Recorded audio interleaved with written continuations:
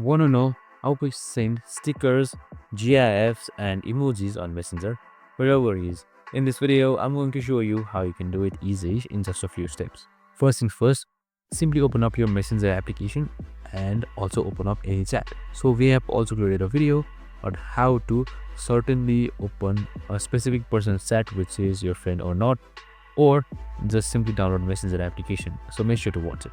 Now, once you have opened up your friend's chat, you should be seeing his theme and his messages just like this right here. And now sending stickers is super simple. So right on the right side of the message tab, you should be seeing this emoji or the smiley face icon. Just select it. And now once you selected this smiley face icon here, you should be seeing various options. So here, under here you should be seeing emojis right here.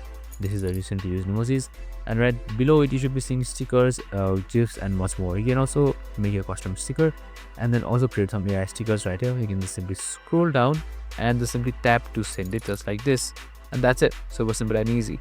You can specifically select it from these options right here in order to send it, and that's it. I hope this video helped. If it did, make sure to like, subscribe, and tune in with us for more of these videos. See you in the next one.